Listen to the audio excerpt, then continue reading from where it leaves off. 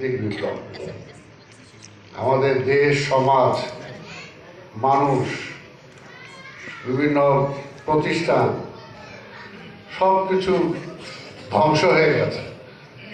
আমরা নিজেরা মনের দিক দিয়ে এত নিকৃষ্ট হয়ে গেছি, ধ্বংস হয়ে গেছে, যেটা গত 15 বছরে সবচেয়ে বেশি যদি এই ফ্যাসিবাদ ক্ষতি করে থাকে তাহলে মানুষের মনগুলোকে, মানুষের চরিত্রকে নষ্ট করে দিয়েছে।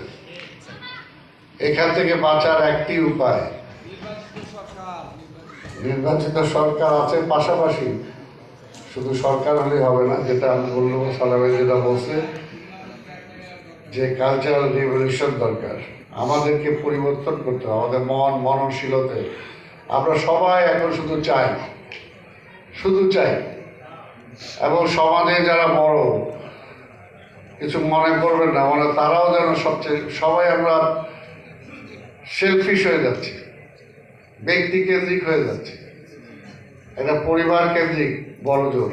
এর বাইরে আমরা দেশকে নিয়ে, সমাজকে নিয়ে যে ভাবনা যেটা দরকার, এবং নিজেকে সেখানে বিসর্জন দেওয়া দরকার। যেখানে উই রিভোল্টের কথা বলা হলো, জিয়া রহমানের কথা বলা হলো, কিন্তু জিয়া রহমানের সবচেয়ে বড় উদাহরণ যেটা, যে স্যাক্রিফাইস করার মতো বাংলাদেশে যদি একজন কাউকে খুঁজে নেওয়া যায় তাহলে সেটা হলো শহীদ রাষ্ট্রপতি জিয়া রহমান। উনি যখন রিভোল্ট বলেছেন সেই সময় কিন্তু তার জীবনে চিন্তা করেন। পাশাপাশি আরেকজন ব্যক্তি যিনি দীর্ঘদিন রাজনীতি করেছেন, যার সামনে একটা বিশাল সম্ভাবনা ছিল, সেই শেখ মুজিবুর রহমানের কাছে যখন প্রয়াত তাজউদ্দিন সাহেব একটা ডায়েরি নিয়ে গেলেন যে আপনি যাওয়ার আগে অন্তত কিছু লিখে দিয়ে যান যেটা আমি বলতে পারবো, তিনি কি বলেছেন, তার মেয়ে কি বলেছে, যে আমাকে কি মারতে চাস? একজন মৃত্যুর জন্য নিজে মৃত্যুকে জয় করে মৃত্যুঞ্জয়ী হলো, সেটা হলো জিয়া রহমান। আরেকজনকে মৃত্যুকে আলিঙ্গন করতে পারলো না, আপোষ করে চলে গেল। এর জন্য বলে যে স্যাক্রিফাইস। পাশাপাশি আরো আরেকটা দেখি যে সমাজে সেই সময় দেখেন 72 থেকে 75 একেবারে সমাজে সবকিছু ধ্বংস করে দিয়েছিল। আবার সেই জিয়া রহমান কঠিন হাতে সেই সমাজটাকে রিপেয়ার করেছেন। এবং কারণ একটা জিনিস, এই যে যারা মেধাবী আছে তাদেরকে আমাদের রক্ষা করতে হবে। আজকে বিচারপতি আপনি যাকে বানিয়েছেন তাকে রক্ষা করতে হবে। আপনি ইমাম যাকে বানিয়েছেন সে যাতে চুরি না করে, তার চরিত্র যাতে নষ্ট না হয়, আপনাকে সেটাকে রক্ষা করতে হবে। সেটা রক্ষা করার দায়িত্ব কিন্তু সমাজের। একটা যে উদীয়মান যে ছাত্র, যে ভবিষ্যতের নেতা হবে, এখন থেকে যদি তার চরিত্র নষ্ট হয়ে যায় তাহলে সামনে যে সে কি দিবে দেশকে? কাজে তাকেও রক্ষা করার দায়িত্ব সমাজের, রাষ্ট্র কাঠামোর। কিন্তু আমরা কিন্তু সেইগুলোকে ধ্বংস করে দিচ্ছি। আজকে সবচেয়ে বড় ক্ষতি, না শেখ হাসিনা আর কি করতে জানি না, কিন্তু সবচেয়ে বড় ক্ষতি আপনি দেখেন কোন অঙ্গনটা বাদ আছে। রাজনীতিতে বলি, সুরঞ্জিত সেনগুপ্ত তার দলেরই ছিল, কি ছিল না ছিল আমরা জানি তার অতীত, কিন্তু তার শেষ পরিণতিটা তাকে কালো বিড়াল বানিয়ে শেখ হাসিনা বিদায় দিয়েছে। রাশেদ খান মেনন তার কি ছিল, তাকেও শেষ পর্যন্ত আজকে সেই ক্লাব পাড়ার কি বলে এটাকে, ক্যাসিনো বাণিজ্যের সাথে জড়িত করে তাকে শেষ করেছে। আজকে একটা প্রধান বিচারপতি, তাকে কিভাবে তিনি বিদায় করেছেন। আর সেই বিচারক যখন বলে যে আমি শপথবদ্ধ রাজনীতিবিদ, অর্থাৎ টোটাল বিচার ব্যবস্থাকে কোথায় নিয়ে গেছে। একটা পুলিশের প্রধান যখন বলে একটা দলের আনুগত্যই তার কাছে বড়, তখন সেই প্রতিষ্ঠানটা কোথায় থাকে? একটা প্রশাসন যারা নিরপেক্ষ, যাদের হাতে নির্ভর করে সবকিছু। আজকে হালিম ভাই সর্বোচ্চ শেষ আসনে তিনি ছিলেন সচিবদের মধ্যে। ওই পর্যায়ের ব্যক্তিরা যদি নষ্ট হয়ে যায় তাহলে সেই রাষ্ট্র, সেই সমাজ ভালো থাকতে পারে না। আজকে শেখ হাসিনা একটা সফল কাজ করছেন, এই ব্যক্তিগুলো, এই প্রতিষ্ঠানগুলোকে ধ্বংস করে দিয়ে গেছে। কাজে এইটাকে যদি বাঁচাতে হয় তাহলে এই যে হালিম ভাই প্রত্যেকের মধ্যে সে মন আছে। আমি ভাই ক্ষুদ্র ব্যক্তি, যেটা বুঝি প্রত্যেকটা মানুষের মধ্যে ভালো মন্দ দুইটা চিন্তাই আছে। যে মন্দটাকে কন্ট্রোল করতে পারে, যে ভালোটাকে বিকশিত করতে পারে, সে সমাজে ভালো মানুষ হিসেবে হয়। আর রাষ্ট্রের দায়িত্ব, রাষ্ট্র ব্যবস্থার দায়িত্ব, যে মেধাবী আছে, যে ভালো আছে, সে যাতে ভালো থাকতে পারে, সে যাতে করাপ্ট না হয়, সে যাতে চরিত্রহীন না হয়, সেটার জন্য তাকে গার্ড করা। আমরা সেইগুলো সব নষ্ট করে ফেলেছি। এটার জন্যই আজকে এই গান বলি, কবিতা বলি, আজকে লেখা বলি, আজকে এগুলো আরো আরো আরো বেশি বেশি দরকার।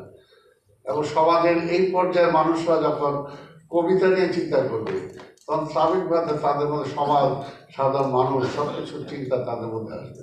এটা লেখা নিয়ে যখন ভাববে, তখন কিন্তু কারণ একটা কবি মন সবার মধ্যে হতে পারে না। একটা কবিতা ইচ্ছা করলেও সবাই লিখতে পারবে না। সেটার জন্যই আমরা আশা করবো যে সমাজের উচ্চ স্তরে যারা আছে, অন্তত মেধাবী যারা আছে, এমনি আমরা সব দিক দিয়ে করি, তারপর যতটুকু মেধাবী আছে এই মেধাগুলোকে আমরা কাজে লাগাতে পারি না, আমাদের ব্যর্থতা।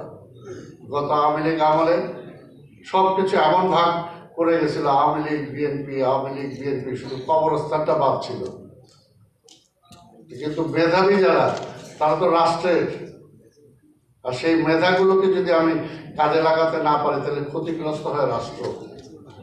যে সেই জায়গায় সব মেধার সন্নিবেশিত ছিল শেখ হাসিনার মাথার ভিতরে, মনে হয় সেই বুঝে, আর কেউ বুঝে না। আর সেই জায়গায় সবচেয়ে আমরা দেখছি যে যারা দালাল কিছু শ্রেণী সৃষ্টি হয়েছিল। চিন্তা করা যায় যে শেখ হাসিনা পালাইছে, তার সাথে সাথে মসজিদ ইমাম পালাইছে, শেখ হাসিনা পালাইছে, আইজি না হয় পালাইছে, পত্রিকার সম্পাদকও পালাইছে। বলেন তাহলে কোথায় সিন্ডিকেট? এর জন্যই আজকে সমাজটাকে আমাদেরকে আবার বিনির্মাণ করতে হবে। এটার জন্যই আমি ঘুরে ফিরে সেই সালেবাইয়ের সেই কথাটাই আসি যে আমাদের সাংস্কৃতিকগুলো, সংস্কৃতি মানে আমার মধ্যে, সবার মধ্যে সেই পরিবর্তনটা যদি আমরা আনতে পারি, এবং সেটার পথে অবশ্যই হালিম ভাইয়ের আজকে যে উদ্যোগ, এটা উদ্যোগ আমাদেরকে, বিশেষ করে যাদের দরকার, কারণ মেধা আল্লাহ সবাইকে সমান দেয়নি। ওনার মেধা দিয়ে ওনারা সমাজকে, রাষ্ট্রকে, রাষ্ট্র ব্যবস্থাকে যতটুকু দিতে পারবে, আবার ইচ্ছা করলে ধ্বংস তারা তার চেয়ে বেশি করতে পারবে।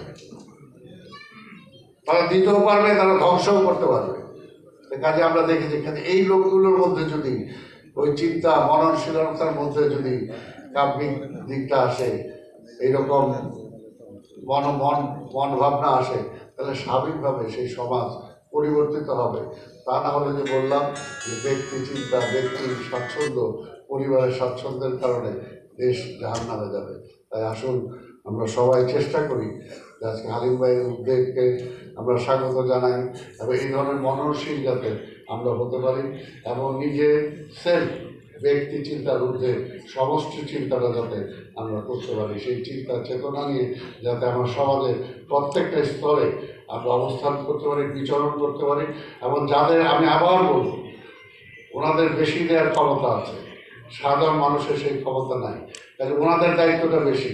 কিন্তু আজকে সমাজে যাদের বেশি দায়িত্ব দেওয়ার, তারাই সবচেয়ে বেশি ক্ষতি করেছে।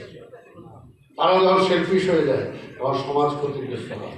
যেমনি শেখ মুজিবুর রহমান সেই সময় সেলফিশ হয়েছিল বলেই তার পরিবার পরিজন মোটা হয়েছে, আর মানুষ না খেয়ে মারা গেছে। এবং শেষবার শেখ হাসিনাও তাই। আর শেখ হাসিনাটা তো বলবো absolutely it's a political game. আধিপত্যবাদী শক্তি আমার এই দেশটাকে কোনোভাবে দাঁড়াইতে দিতে চায় না। সেই জায়গায় আমার এই মেধাবী লোকগুলো যদি সেখানে যদি প্রটেস্ট না করে, সেখানে যদি রাষ্ট্রের একটা ভ্যানগার্ড হিসাবে, একটা পিলার হিসাবে যদি তারা না যায়, না দাঁড়ায়, শুধু এই সমাজে না, পরকালে কিন্তু আল্লাহর কাছে জবাব দিতে হবে। কারণ আল্লাহ তাদেরকে মেধা দিয়েছেন, সৃষ্টি করেছেন, তারা সমাজকে সেগুলো বিকশিত করবে, সমাজকে উন্নতি করবে, সমাজকে আরও বহু উপরের জায়গায় নিয়ে যাবে। এটার জন্য কিন্তু আল্লাহ সেই মেধাটা তাকে দিয়েছেন, এবং সেই মেধা দিয়েই সে সমাজকে, দেশকে ভালো রাখবে, এই দায়িত্ব ওনাদের। দুঃখিত, আমি ছোট মানুষ, ওনাদের সম্পর্কে হয়তো বেশি বলে ফেললাম, আমাকে মাফ করে দিবেন। আপনাদের সবাইকে ধন্যবাদ। খোদা হাফেজ।